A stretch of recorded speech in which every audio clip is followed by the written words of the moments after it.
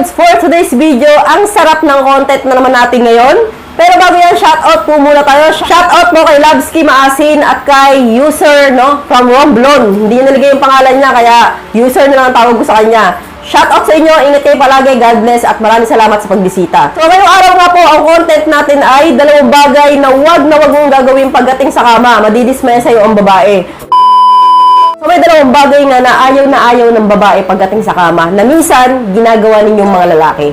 So akala ninyo okay lang, gora lang kayo, pero hindi nyo alam, dismayado ang babae dito. Napipilitan lang na gawin yan. Kasi nga hindi na makahindi sa inyo dahil nandyan na kayo sa gitna ng bakbakan. So dapat, tanungin nyo muna yung partner ninyo, gusto niya bang gawin to? Kasi kapag ginawa nyo yan na walang paalam, madidismaya sa inyo ang babae. So next time, baka hindi na yan sumama sa'yo ulit. At punta na po tayo sa number 1, pasok sa puwet. So, alam ko, hindi lahat ng lalaki ginagawa to. Pero, marami pa rin mga lalaki ang gumagawa nito. Na gusto ninyong itry na makapasok sa puwet ng babae. So, may mga lalaki salbahe na hindi nakukontento sa, sa bibingka. Gusto sa puwet pa. Sasabihin, pasok mo na sa puwet. So, sabi ng babae sa'yo, oo, masakit yan eh. Sige na. Isang beses lang. So, may mga lalaking napakapilit na gustong ginagawa ito pagdating sa kama, no? Na talagang gusto nila talagang masubukan ang puwet ni Inday. So, alam ko kung bakit gustong-gusto nyo itry dyan. Kasi nga, mas masikip dyan. So, mas siguro nararamdaman ninyo yung sarap kapag ka rin dyan kayo pumasok. So, unlike nandun sa bibingka, medyo maluwag na, medyo hindi kayo nasisayahan. So, kaya ang ginagawa ninyo, nagkatry kayo ng panibagong adventure sa buhay ninyo. So, wala namang masama dito, Lods, kung papayag ang babae. Pero kung hindi pumayag at pinilit nyo pa rin, yun ang masama. Pero may mga babae kasi na pagdating sa bakbakan, napapa-oo na lang. Para kayong mga lalaki, hindi kayo mga friend. So yung mga babae, oo na lang, sige. Pero may babae talagang napapayag mo, one time lang, and then second time, ayaw na. Kasi nga, sobrang sakit po talaga yan pagdating sa babae, kahit ano pang ilagay mo dyan. Kahit lagyan ko kayo ng mantika, langis, petroleum jelly, sobrang sakit pa rin yan. So bakit ba ayaw ng mga babae na pasukin mo to? Kasi nga, kapag ginawa niyo po sa babae yan, pakiramdam namin ay bakla po kami. So, may mindset kami mga babae na ginagawa lang yan na magjowang bakla. So, pakiramdam namin, kapag ganyan nyo kami, bakla ang tingin nyo sa amin. Or baka, may mindset din kami na isa pa, na baka kaya mong gustong gawin yan dahil pumapatol ka sa bakla dati. So, yan po ay nakaka-turn off para sa aming mga babae. So, siguro hindi nyo alam yun, pero yun po ang totoo. So, bakit kasi minsan napakasalbahin nyo, Lods, no? Alam pa gusto ninyo, diyan kayo pumasok. Meron namang talagang main door na dapat niyong pasukin, no? Gusto niyo pa sa exit. So, kapag po umayaw ang babae na gawin niyo ito, huwag niyo pong pilitin. Kasi kapag pinilit niyo yan, magdurugo yan, no? Mapupunit yan. So, ang babae, kapag nasaktan yan one time, hindi na yun uulit sa'yo. Kasi nga, isipin niya, pipilitin mo na naman siya. So, tatanggi na yan.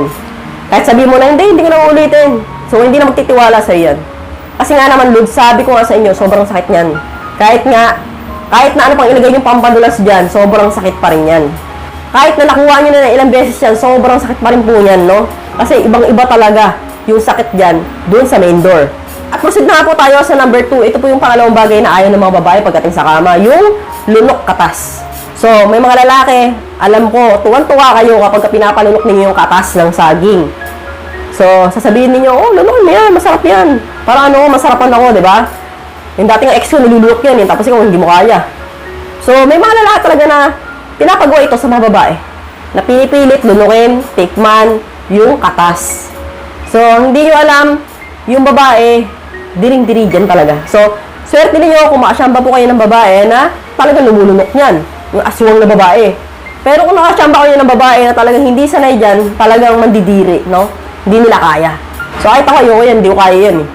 Na talaga duduwal ako dyan. So, pwede tikman mo ng konti, pero huwag mo lunukin lahat, diba? Kasi talagang mahirap nga naman tayong gawin yan. Kasi ang katas ninyo mga Lods ay mas marami, no? Kumpara sa mga katas naming mga babae. Sa amin, konti lang eh. Kaya pwede nilunukin.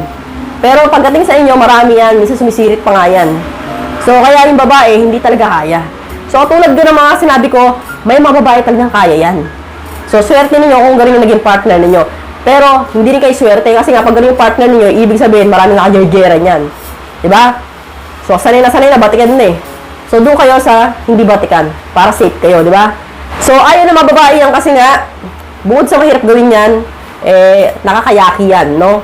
So, kapag kami partner kayo, huwag niyo pong ipilit na gawin yan ng babae. Kasi madidismaya sa inyo ang babae. Minsan may mga babae na tahimik lang, pangiti-ngiti lang, pero dito red flag ka na sa kanila. Kasi ayaw nila yung ginawa mo. Para sa kanila, kabastusan yun. Kaya next time, huwag ka na magulat kung hihindihan ka ng babae. Kasi nga, pinilit mo yung ayaw niyang gawin. So, eto nga itong dalawang bagay na ito, Lods, hindi naman talaga kailangan ito gawin pagdating sa kama.